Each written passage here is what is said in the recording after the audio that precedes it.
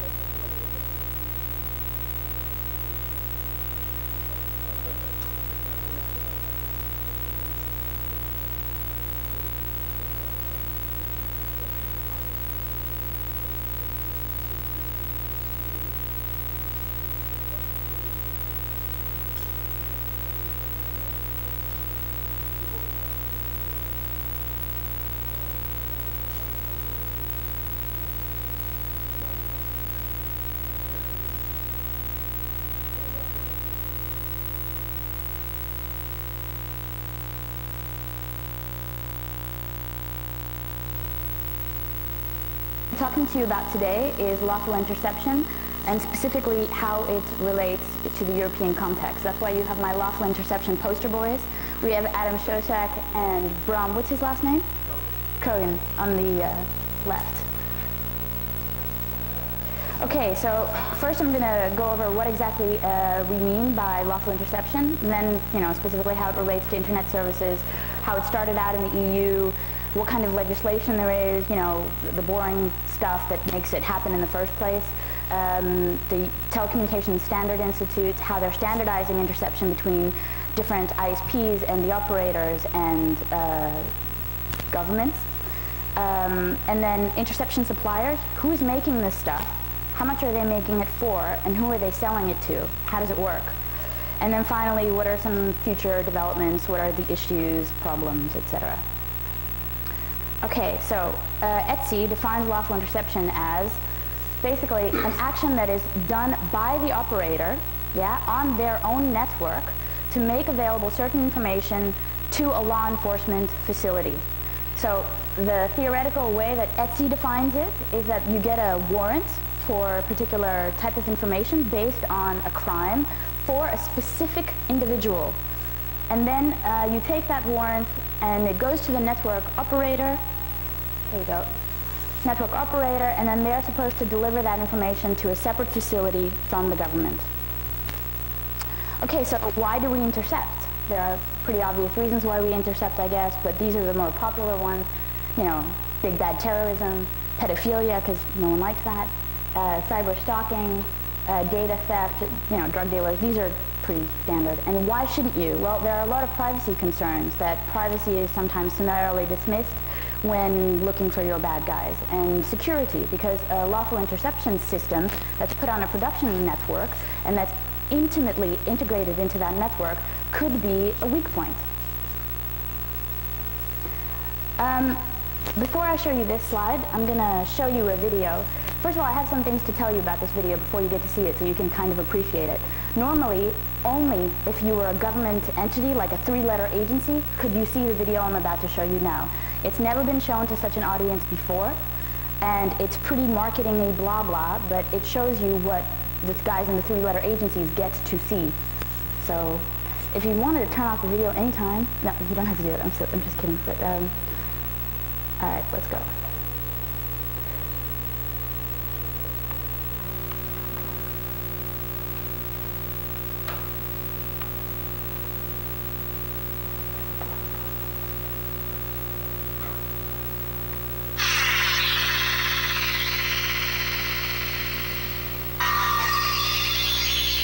Is that hurting anyone's ears?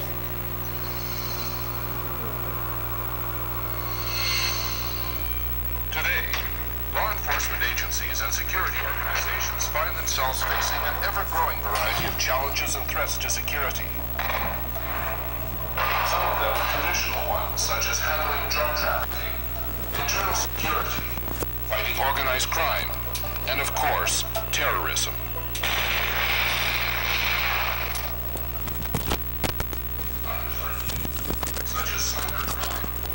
Proliferation of weapons of mass destruction.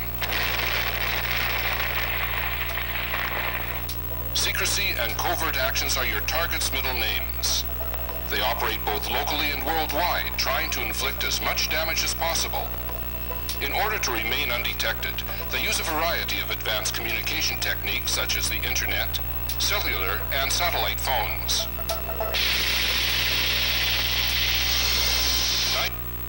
Oh, sorry. Has incorporated its expertise with the operational background of intelligence experts and is proud to introduce its Nice Track product line.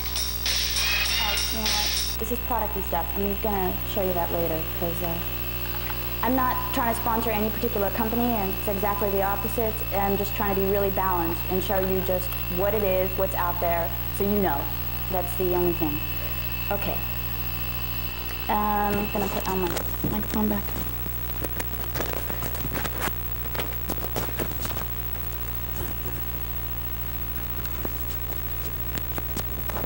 Okay, this is harder than I thought.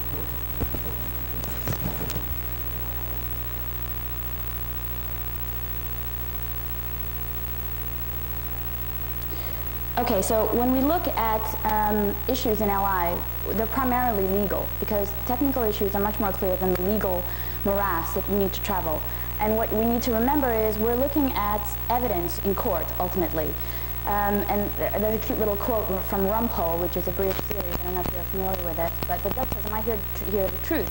And he says, "No, you're here to hear the evidence." So the point of the evidence certain characteristics in court is the admissibility, which means, this is different in terms of countries, what's allowed to be sent into court. It needs to be authentic. There should be an explicit link between the evidence and the individual.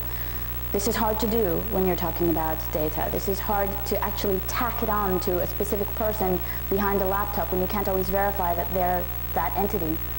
It has to be accurate. It has to be a reliable process that actually was used to capture the information. It has to tell a whole story, like beginning, middle, end. So that means you can't miss parts. You can't just get a couple of keywords and be able to tack this information over to a courtroom. And it has to ultimately be convincing to a jury. And this is where you have a sticking point. This is why really good lawyers on both sides can make you get a conviction or not. So that's the ultimate test. And the admissibility of surveillance evidence is, yeah, in the internet world, pretty hard because it's very virtual. You can't actually find criminals doing the act itself, which is a little Latin word. So basically, you cannot take this evidence and say, aha, here's a smoking gun, here we go, I got him. And juries are not made of technical people at all. They're made of normal laymen. And if we don't have a jury system, like in Europe, most countries don't have a jury system, what we do have are judges that are also incapable of making really technical decisions. So when they're confronted by lawyers, that can, like Jennifer Granick, for example, that can arguably demonstrate that it's very difficult to correlate the individual and the data, then you can get off, basically. Or, you know what I mean? Yeah. The case for treating intercepted evidence as secondary and not primary is like done in Holland. So in Holland, basically they say, okay, we will consider this as not the first thing that will be used as primary evidence in a case to convict the actual individual. It'll just be like supplementary, and we know to handle it like as a copy of the original. So email, for example, is not like actually what he said, but it's a transcribed something that could be, you know, linked to the individual, but as supplementary stuff. So we know he killed his wife because there's blood stains on the carpet and his fingerprints all over the place. And we also have an email that he wired her life insurance funds to a secret bank account in Geneva. You know, stuff like that. Is that kind of clear? Okay. And specifically about internet services, well, we've defined it at access, and then services that go over the internet, so different protocol-oriented stuff. Okay, and what do we do about encrypted traffic? Well, encrypted traffic, like secure mail, HTTPS, VPNs, encrypted IP phones, it has a very specific context. If it's being actually applied by the ISP or the network operator, like service provider, then that party is responsible for stripping the encryption off of the data and sending the data clear over to the law enforcement management facility. If it hasn't been provided by them, but actually done by the individual, so let's say that Adam is, you know, using PGP. If he's using PGP of a relatively good strength and you can't strip it, well, the agency has to deal with stripping it. That's what I wanted to say. So, what's a logical overview? Okay. Well, basically, it's relatively simple. This is just one type of setup. There's a lot of different types of interception. I'm going to also talk about that. So this is actually a passive intercept approach. Well, actually semi-active, I should say. Let's say you have a user. He has two different connections or several users connected over different access methods. He goes over the telco domain, which is not supposed to be intercepted. This is how it used to be done in the past. You just had a clip at the local sites of the telco domain, and you were able to get your traffic over that way. But that was really done purely by the law enforcement agency. They would just go there, get a warrant to be at the location. They didn't need to have it for a specific individual, and they would just get all the traffic off of a particular line or number. But now the way that it's being done is that there's a black box. In this picture it's a red box, and it's connected close to between the radius server and the outgoing router on the ISP domain, and let's say the mail server. So it's specifically protocol oriented. It can also be on this portion or this portion, like just before the internet router or just after the internet router. You can also have an additional entry point into this device.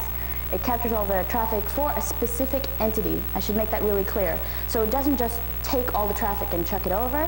It just captures that traffic and it gets filtered and it gets sent over. Well, basically what I want to say is there are 3 basic steps. It's copy, filter, and forward. So although this is connected to the production network, it should have no impact on that production network. So it should just be like using a hardware splitter to take all the traffic over. So if it's destined for one box, then it gets copied over to the interception box as well. And then all the traffic gets copied over. Then there's like a switch-based or software-based filter that filters the traffic for Paul Wouters or someone else. And then it gets sent over to the law enforcement management facility, like the Secret Service, civilian police, and whomever. So this is lawful interception. That's the fundamental difference, because when it's not lawful, you're not doing it for a specific person, you're not doing it with any legal basis, you don't have a warrant. I just want to point these things out because it relates later to something else we're going to talk about. Okay, so what are the challenges here? The challenges is to maintain transparency on that network. You do not want anyone to know on that network that that box exists. This is a bit difficult. And you don't want the user to notice that they're being tapped. That's not allowed. It's in the law that it's not allowed. And furthermore, you have to maintain the standard of communication currently available on that production network. So you don't want to make the interception device or devices slow down that network at all. Identifying the target and actually capturing all the radius traffic or just capturing all the user login and logoffs, that's quite difficult. So for example, what could happen, what several devices under testing do fail to do is capture all the radius traffic. So Carnivore, I think, was one of the things that Steve Belvin, right, thank you. Steve Belvin, when he testified before Congress about Carnivore, that was one of the issues that came up, because Carnivore basically started out tapping Paul, and at some point in time missed a radius disconnect, and then started tapping Adam, and didn't know the difference. So all the data had to be chucked. It's not supposed to do that. So that's kind of clear. Okay, what also is quite missing in some of these implementations is an effective filtering switch. So the switch that actually is supposed to do the filtering cannot handle the traffic that it's getting and cannot chuck it away at the same rate. Switches aren't meant to chuck traffic. Firewalls are meant to chuck traffic. So the actual hardware implementation that's being used to satisfy the problem is just simply not adequate. So they're not fast enough, basically. And then finally, packet reassembly. A lot of the implementations also promise that they capture all the email traffic and then rebuild it into a nice, pretty little email. That doesn't always work. It should, but it doesn't. Software complexity, all the software that these guys are building is relatively complex. It has different subparts that should be not so bad, but because they're expected to do so many things, and I'll show you some of the other things that they're supposed to do, some of them promise emotion recognition, some of them promise keyword searches en masse. They promise a lot, but the more complex that they are and the more things that they promise, the buggier they tend to be. And finally, one of the challenges that remains is peering with the law enforcement management facility, because if you're monitoring like 50 DSL connections and you are from several different operators and you only have one path back to the law enforcement management facility of a 2 meg line, well, good luck, but it's not going to work. Okay, so how did it start in the EU? First of all, it really started differently in the EU than anywhere else. So what the legal basis in the EU was the EU directive, and then later the Convention on Cybercrime that was done by the Council of Europe. There are 2 articles that specifically relate to interception, and it's Article 21, which talks about collecting traffic in real time, and Article 20, which talks about collecting traffic in real time, and 21, which actually talks about just content data. Because Article 20 is more referring to the administrative information, so logging and stuff like this, and then collecting that real time, just getting it forward, and then finally the actual content. And then it's supplemented by national laws and regulations, in which case it's different in every country around Europe as to how it's actually implemented because of the lack of a single standard across the EU. Technically speaking, it is absolutely not carnivore. It's not a device that's completely passive, can be turned on randomly by a law enforcement agency and just sits intimately on your network and you have no idea what it's doing. And in terms of standards, it's not CLIA-based. So the way that the warrant is initiated, in terms of the cooperation that the ISP or provider is expected to lend to the relevant organizations, that's also completely different. So legally and technically, it's not anything like what's available in the US. In terms of standards, the IETF standpoint on wiretapping, which is that it won't be built into the protocol, is something that's also been quite strong in the EU. They really go into that, okay, well, we're not going to weaken general standards available on the internet by building in wiretapping into that. In terms of the actual solution requirements, there's only 2 points that I want to make with this. In the UK, there's an obligation for a permanent solution, but it's not really flexible. So there are mandates as to how you're supposed to provide a solution. Whereas in Holland, for example, you have to have a permanent solution, which means that it should always be available, so that when you get an order, you should be able to fulfill that order. And it can be flexible, so you can solve the problem in any which way you would like. Contrast that with Germany, where it doesn't have to be permanent, so you can put it on and off, but it does have to be, or it can be flexible. So this is just a quick overview. It's in your book. There are some slides that are not in your book, but I can email you those. Oops, sorry. Just quickly over France. There's a national commission in France that goes over every single request for a wiretap, the CNCIS, and this is only because they were illegally tapping ministers and other people, and that was not considered friendly. So. And finally, in 2001, as a response to September 11th, they initiated the general security law. And it's basically that in the cases of terrorism or whatever, this board is not so important, and for any reason like terrorism, we can tap anybody whenever we want. So it's a carte blanche in France. In Germany, you have the G10 law, which is probably the most far-reaching law for tapping in the EU. I'm not even going to try to say this. The last time I was in Germany and tried to say this, everyone started giggling, and I think I said something really dirty. So, but the point is that the G10 law is also the name of the most popular product in Germany that provides interception. And if you really would like to look at the architecture, I have some pictures for you. And they also had the same response as France. In January 2002, they proposed a Counterterrorism Act, which is also a carte blanche to, for any kind of thing. Oh, it's terrorism. Oh, okay, it's terrorism. Yeah, sure, we'll give you this. So, this you can read later at your own thing. But basically, in the UK, there are 2 basic acts that provide for UK interception legislation. The one is the REPA Act, and the other one is also a response to September 11th, which is the Anti-Terrorism Crime and Security Act. In this quote, I have the head of MI5, which is the UK's Home Secretary, and he's basically saying, it's really, really tragic what happened in September 11th in the States, but it's really clear now that you really need to tap people, huh? So it's actually a good thing. So basically, that's what he says. So read it at your leisure. The case in Holland is that basically Holland is, in terms of legally, and when I say at the forefront, I don't mean that it's extensive, although they have been reported to have the most wiretaps of anywhere in Europe. But perhaps it's also because they're just very, very honest, I think. Okay, Paul. No. Sorry. You can also talk to Paul, by the way. He also knows quite a bit about this stuff afterwards. But in terms of the forefront, they have a great deal of legislation. They've covered all the bases pretty well in terms of Europe, and technically they're very, very ready to intercept. So that's what I mean by at the forefront. There's a Telecommunication Act of 1998 that defined what the operator responsibilities were in terms of tapping. Then within the Dutch criminal book, or the criminal code book, or the code book of criminal proceedings, you have how an intercept request is started and handled. Finally, you have the Special Investigation Powers Act, which was also a response to September 11th, and it basically streamlines the methods that different lawful agencies use to start a request, handle the data amongst each other, and deal with the different providers. There's a new, brand new, like spanking new proposal for law. It's called a wetsvoorstel, and basically, I don't know how many of you are Dutch. Are there any of you here that are Dutch? Have you ever heard of this wetsvoorstel?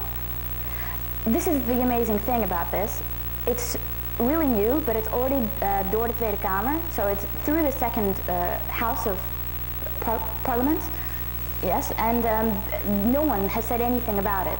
And what it practically does is it provides a backdoor decree to start fishing expeditions.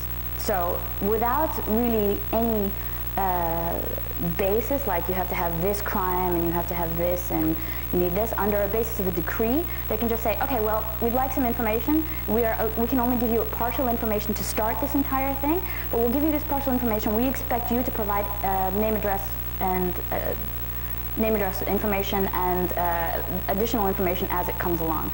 The other thing that it does is it asks the provider to supply information that's not normally available for them on their network. So if they're not normally capturing some traffic, because that's the previous thing. Currently in the law, what it says is you have to keep your billing data. The billing data that you currently have, you have to be able to provide that when requested.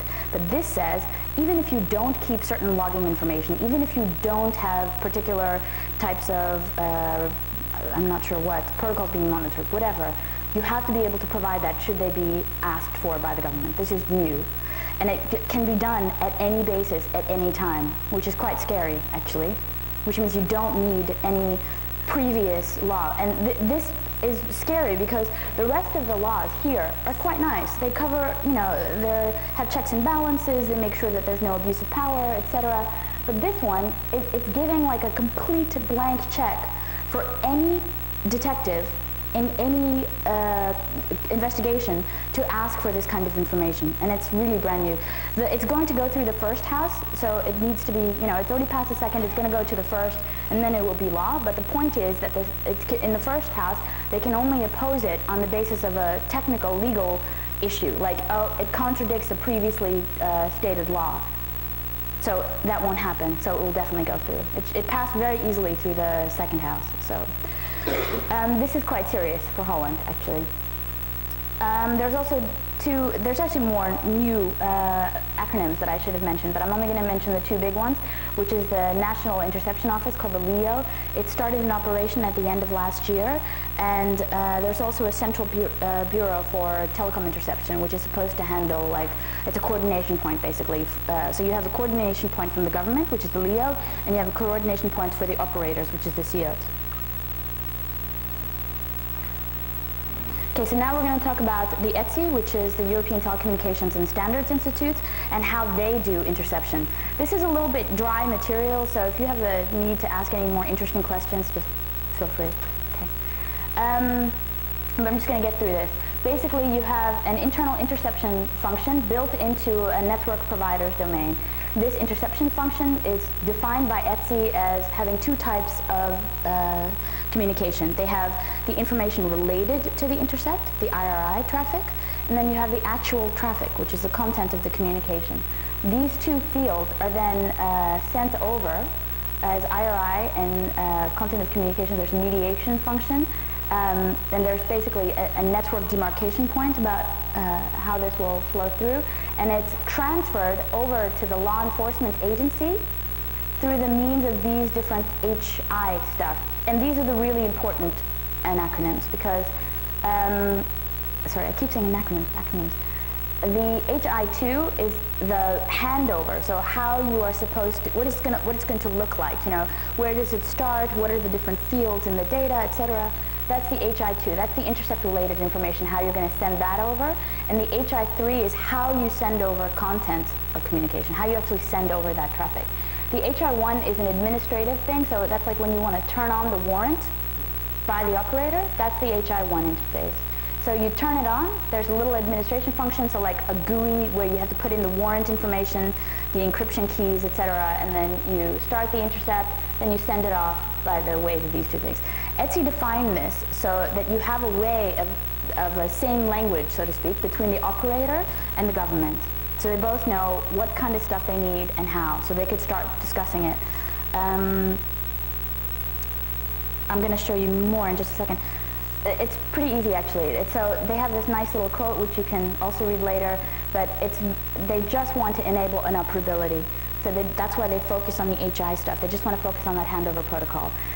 It used to be called different things, and currently now, what was supposed to have happened is in April of this year, they were supposed to have come out with a technical specification about how to conduct the handover. They're still working on it. They're taking nice trips everywhere around Europe, but they're still working on it. So what they've also done is they've split it up. So they've made their work different. They've split it up into making specifically detailed for internet access, which is talking about radius, DHCP, etc. How do we actually deal with the access traffic? And then they have another one protocol specific for email. So later it could be expected that they have different protocol specific stuff for the actual content that's traveling. So they've just defined, okay, well, here's your access methodology, how we know the users on the network, and then we're going to have a different one specifying what he's doing on that network. Eventually there could be other stuff happening, like new standards for voice over IP, for PP tunneling. That's a proposal that's coming up. They might integrate IPv6 into the access detail one, which is DTSLI 0005. And currently, all of this work is still in progress, which was not supposed to be the case a couple of months ago. They were supposed to be totally done. But when they can go to Malaga and Nice to hold their meetings, and everybody flies over, hey, I would keep meeting too. Okay, there's one good document. It's the Etsy TR 944, which is the issues. So if you want to kind of see what's going to be expected, you can check out that document, and it'll give you a good flow through. What's in that document is it defines who's responsible for intercepting, which is nice, because then you know if it's going to be the ISP or the access provider. It has a different model for defining service level and network level division about what layer of the OSMO you're actually intercepting on. It has different things about implementation architecture, security aspects, and finally content of communication delivery. So check it out. The TIIT is the technical the technical interception of IP traffic. I always forget these acronyms. It started out with a working group for lawful interception, which was a group that was meeting to discuss how we're going to approach a technical document. And the players were the ISPs, the operator, like the different telcos, and the government. And the end result was a version 1.0, which you can get at www.opentap.nl. I'll have some URLs for you later. Oh, .org, sorry. His website. And you can have a lot of other good information there too. The deadline was supposed to be full IP and email tap by 2002. For the most part, that's been realized. And basically what was supposed to happen was there was this group that was created of all the ISPs, and it was called NLIP. So it was just a group of the different operators of the ISPs, and what they were initially intending to do was to form a unified method of thinking about interception. So they were going to get together and say, aha, this is how we will approach the problem. This will present us with a financially attractive method of looking at operators, and also a single way to deal with the government. Unfortunately, this group did not work. So as a result, there was never a single homogeneous way to deal with the government. And there was never a single way to look at all the vendors and have an attractive way to intercept your traffic locally. Costs have become an issue as a result. A lot of the smaller ISPs simply cannot afford to implement the directive that the government has imposed on them. So basically, there was a very good example from Zolnet, which was a smaller ISP, saying, if we do implement it, we will be bankrupt because we won't be able to buy this commercial solution from the provider and keep running our business. And if we don't implement it, we will be put out of business. So you're damned if you do, and you're damned if you don't. And this is really a challenge. It has become a challenge in Holland for all of the ISPs. Okay, so what is the TIIT? It has the same stuff like what we talked about the handover interface for Etsy.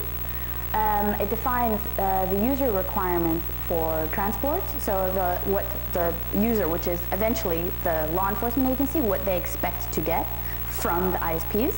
And then it defines a general architecture. Okay, how do we look at this intercept-related information? How do we look at this content of communication? And then finally, it defines like big data structures and stuff. So it actually does the same work that we expected ETSI to do, but then for Holland, and all combined. So the different things that were going to be separated per protocol, etc., they're just packed into one nice document. Okay, so let's look at what they actually do. Here we go. We have a law enforcement agency. They have a warrant. They send this warrant over to a LI warrant administration desk. This administration desk is coordinated to know, okay, well, I have a user. I need to send it to this ISP instead of that one.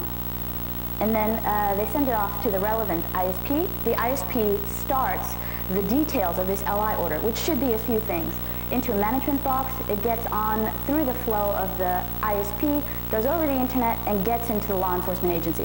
If we look at it in a little more detail, we're going to see that this is comprised, this ISP part, of 3 different types of little functions. So the first function is the S1. The S1 is the interception box. It is the black box that's doing the actual interception. So what it does is it takes the traffic, it takes a timestamp over that target packet, it generates a SHA hash for the first 64 packets that it receives, it encrypts it with a key that's only meant for that intercept. So every single intercept is encrypted with a different key. There's a lot of good reasons for this. One of them is so you don't mix up, the tap that I have done for Paul with the tap that I've done for Adam. The other reason is, let's say I am the FBI and I want to tap someone. Ooh, shouldn't tap the microphone. If I am the FBI and I want to tap the CIA, I don't want them to know. So what I will do is encrypt the traffic specifically for myself with a different key, and when it comes over to the same LE interface, so the same law enforcement agency interface, it'll just go to me. Is that clear? Questions? Okay. And then it sends it off to the S2. So what we do is we're copying here, we're copying all the traffic from the ISP, then we're forwarding it over to the filter box. So here you can imagine that it gets filtered for the specific entity. And what the S2 will do is collect it, distribute the target packets randomly over the T1s, which is the government agencies, because you can have more than one. So let's say this is a government box, that's a government box, and that's a government box, but they belong to 3 different groups. And then it uses X509 certificates. That's just something you should know. Okay. The S3 is not actually defined in the TIIT, but it's a functional operation that's actually used, and it's the GUI. It's just the GUI. So it starts the intercept, it collects the billing data, because we have this very nice system, so that this is a bit of a dichotomy. It's a fundamental dilemma, actually. It's a case of conflict of interest. The ISP gets paid per intercept. So the more intercepts it does, the more money it gets from the government. Does anybody see the problem? Okay. So what happens is that they have to do an initial investment to get the stuff, to get their boxes running and to be able to say that they can intercept. And then per intercept that they actually do on their users on their network, they can negotiate a fee with the government about how much money they get back. So, okay, so what happens on the T1 side? On the government side, you have the T1s that are just sitting there randomly collecting the traffic. Then they transfer this traffic to the real agency. So this is really then the box for the FBI. This is really the box for the CIA. And in Europe, it would be different European local agencies. And the T2s then decrypt those packets. It checks the integrity, and they can use it for the investigation. Okay, so interception suppliers and discussion of techniques. Now it's time for another video. So let's just check out the video again.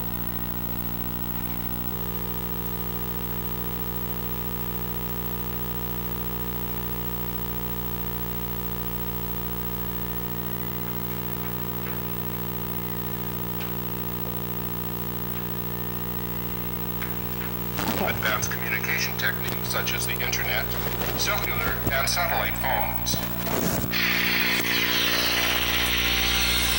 NICE has incorporated its expertise with the operational background of intelligence experts and is proud to introduce its NiceTrack product line. NiceTrack complies with the international standards for lawful interception such as the European ETSI, the American CALEA, and various proprietary protocols. In addition, NiceTrack features a non-intrusive passive mode for interception of network chunks. NiceTrack may be configured in various ways, from a small-scale local system up to a full-scale nationwide system with central and remote sites. The technical concept behind NiceTrack includes various redundancy options such as RAID 5 mirroring and hot swappable devices for the system's components, providing smooth and uninterrupted operation around the clock. An intuitive, user-friendly command and control interface enables the system administrator to easily monitor the technical status and operational workflow of the system.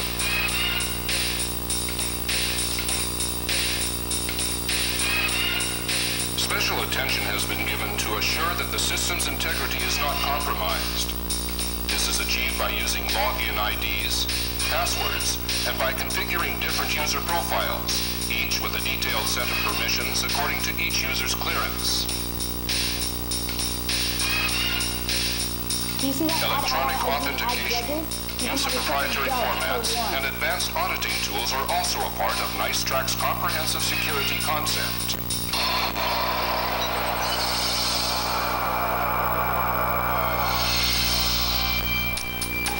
Oh, this is funny. We're just going to watch this because I think it's so cute. But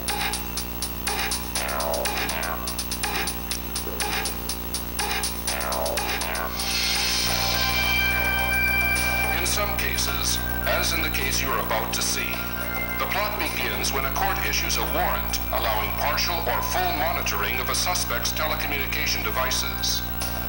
This is done after the law enforcement agency is tipped off about possible subversive or criminal activities of a certain suspect.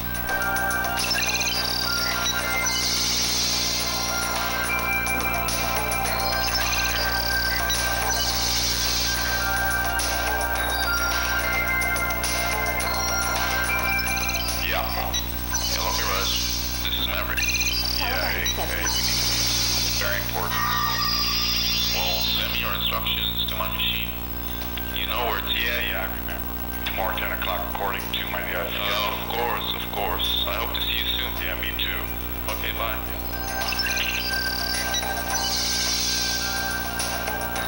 Voice identification confirmed. NiceTrack allows real-time and offline monitoring. When a suspect uses his phone, he is under constant surveillance. A system operator can monitor his activity and compose synopses or transcriptions of his telephone calls. A unique system feature, the Executive Connect, allows field agents and case officers to be notified about relevant information in real time, anytime, anywhere. The Executive Connect is a powerful operational tool for conducting special activities such as covert surveillance.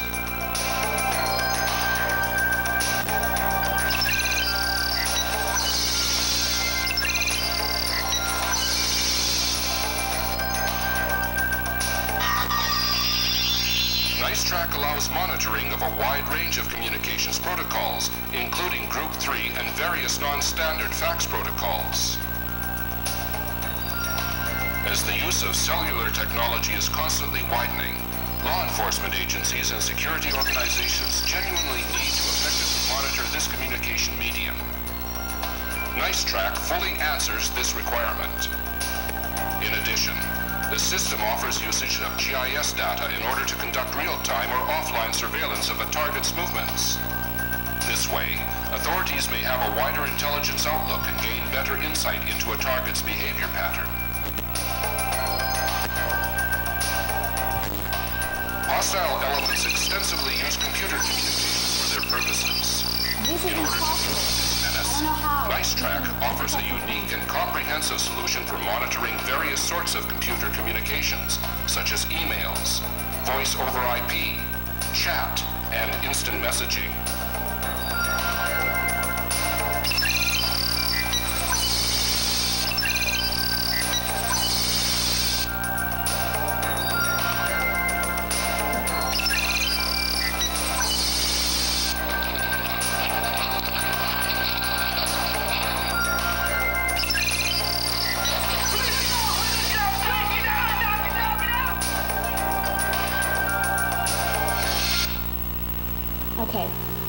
I think you will notice that the one that they had about the internet cafe is highly unrealistic. You cannot, I mean, unless you can immediately locate them at the internet cafe, send it forward, try to find, or directly tap the line the old-fashioned way, you won't be able to tap its traffic because there's just too many variables.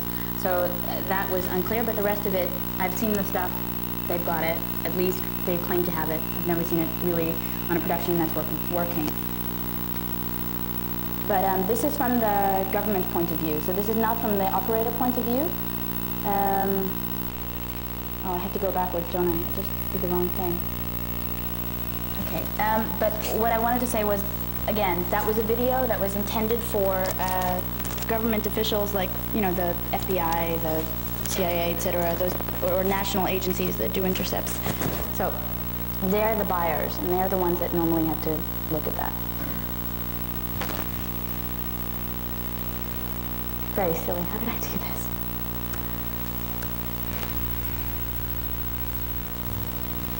Any questions about that video? Yeah. No.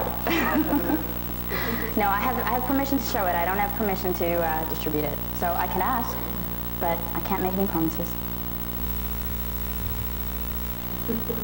But I mean, you know. Yeah, Jeff is whistling.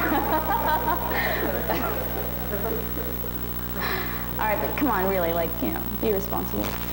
You guys want more videos, right? So I have to keep my sources happy. So, the soundtrack, yeah, very nice. Sounded like, okay, well, shouldn't say anything. No, I'm going to talk about the company in just 1 second, actually. And I'm just trying to get the... Okay, because what we're going to talk about now is going... Yeah.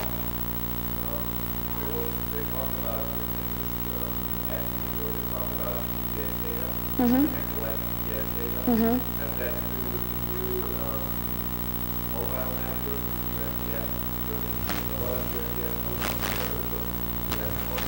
Mm-hmm. Yeah. It's really funny, actually, because this particular product uses Magellan. They use a commercial map-finding product to determine the coordinates of the interception party.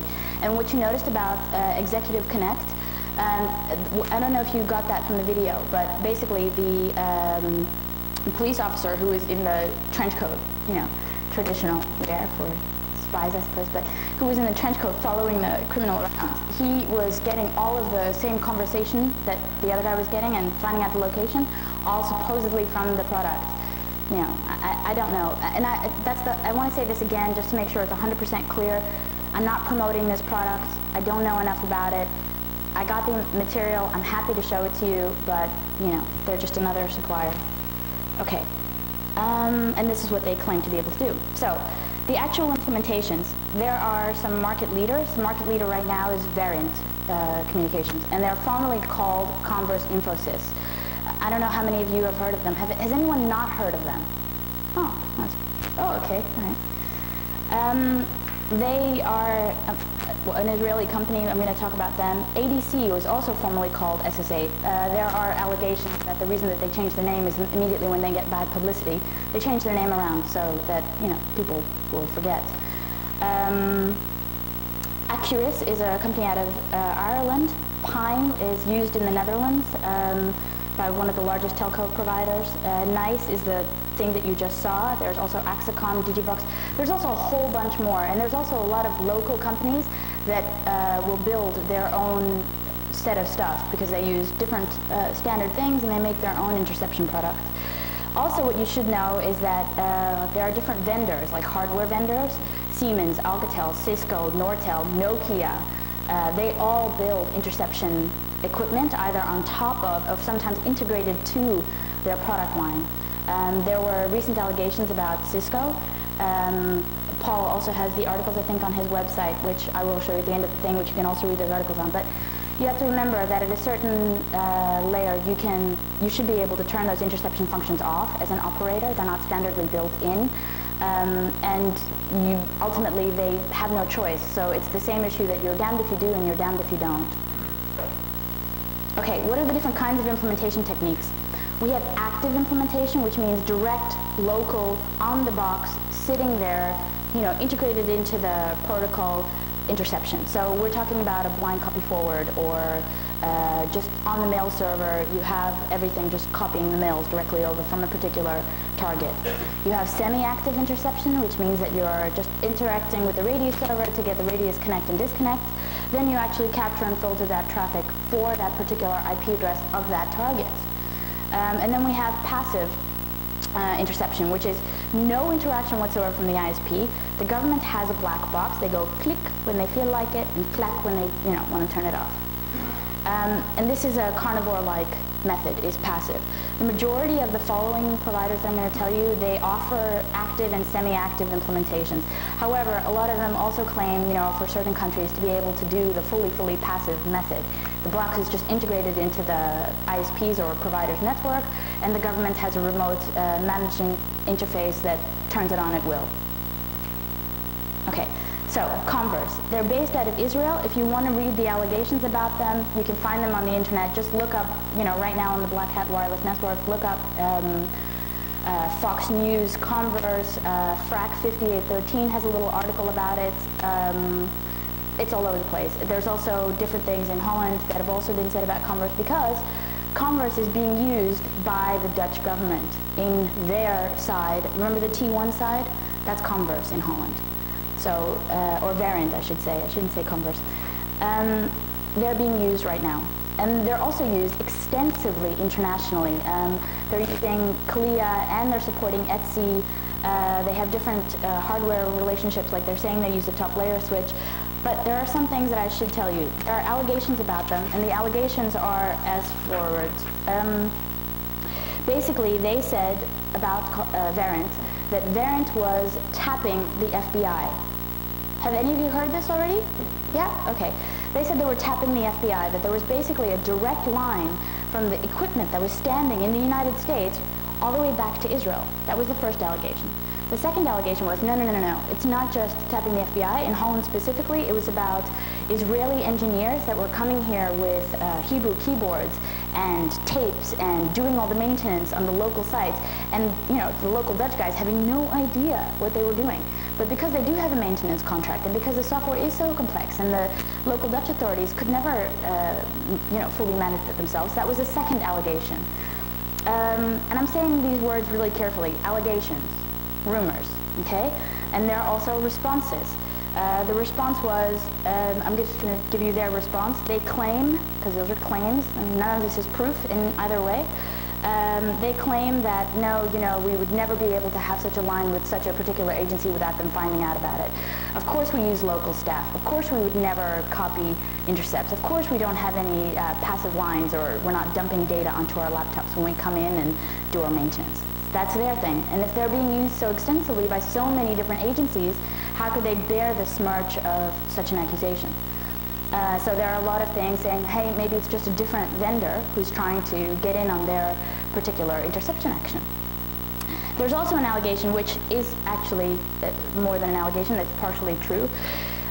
They receive funding from Israel. They receive funding for R&D. They have a budget from the Israeli government. So the Ministry of Industry and Trade gives them a portion of R&D grants.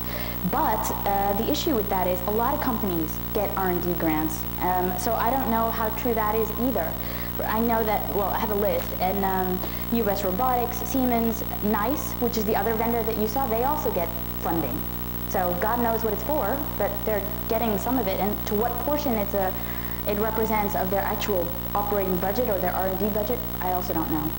So what I'm trying to say is, there's a lot of information out there. You should be, what's these great words I heard, proleptic and aphoretic. You should be critical and, seeing into what's expected here. Why are they saying this? For what purpose are they saying it? So just, use your own best thinking. NICE. It's used in Belgium as the government side of the Belgian operation, which is brand new, actually. It just got into operations recently. They're doing testing now with the different ISPs. What you should know, oh my God, my time is up, isn't it? Almost. Yes, okay, I'm just going to hurry because I'm like Richard, I love to talk. Okay, it is proprietary. It's implemented for Etsy. It's big black boxes. It features, oh, by the way, I should also say this.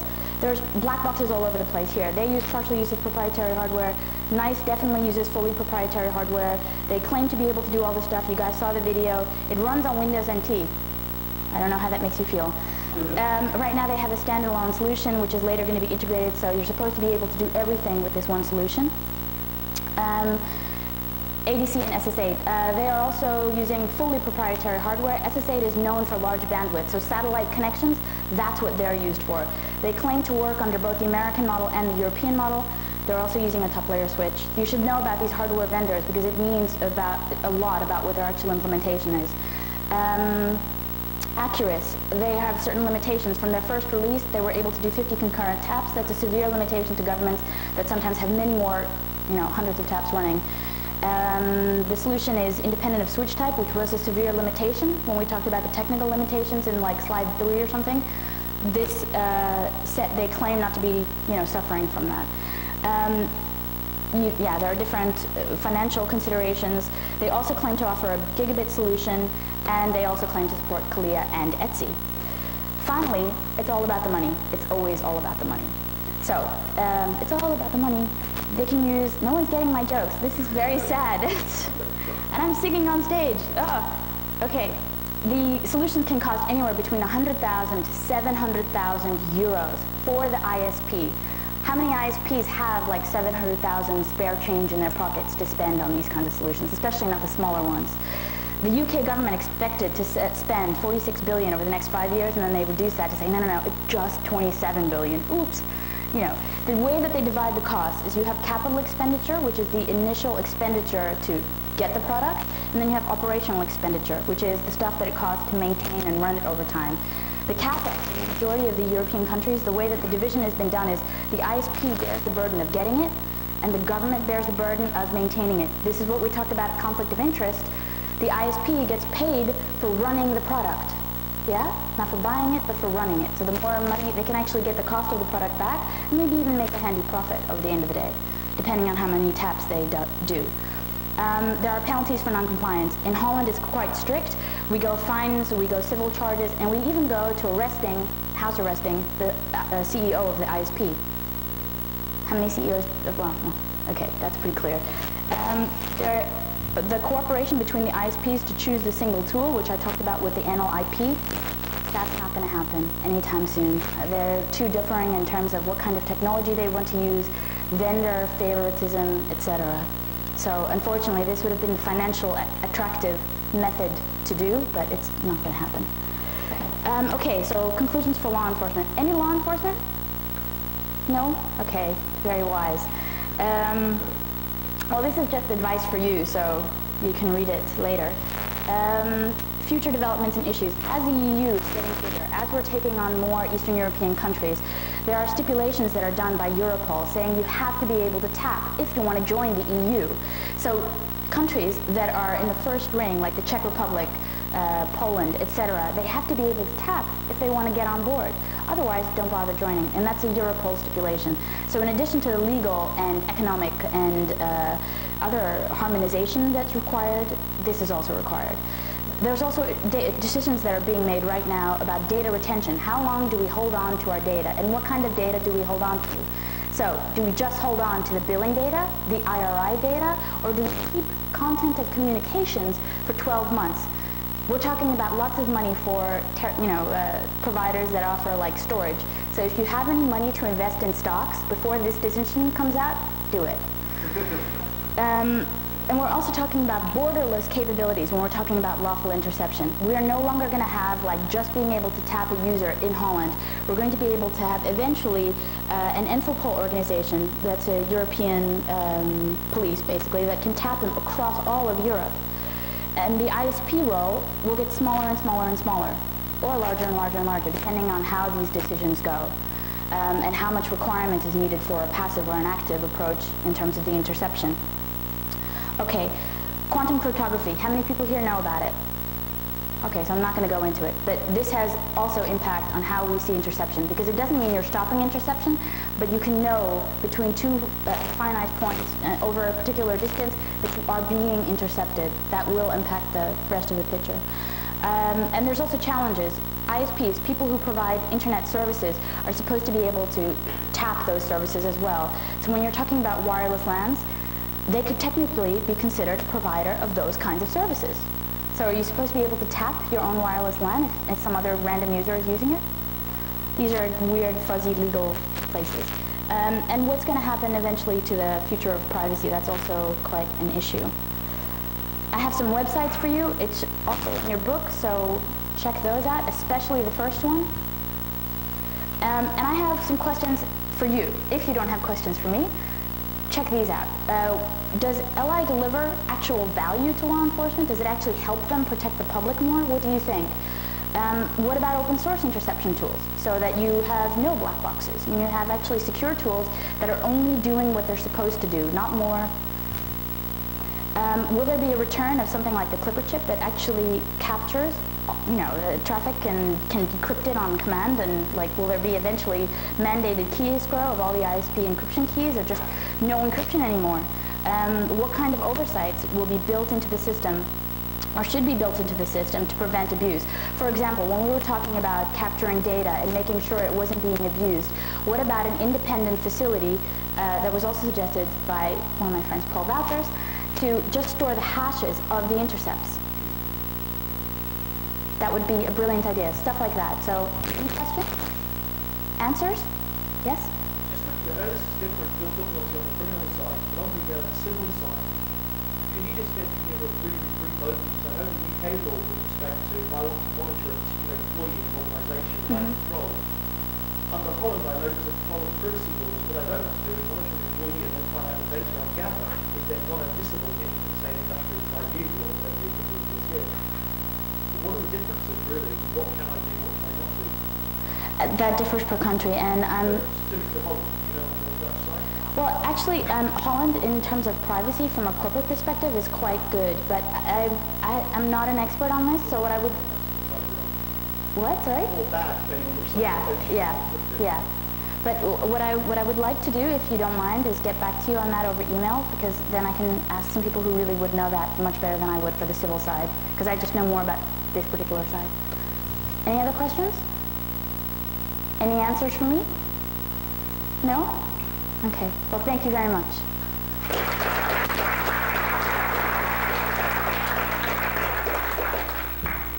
Okay.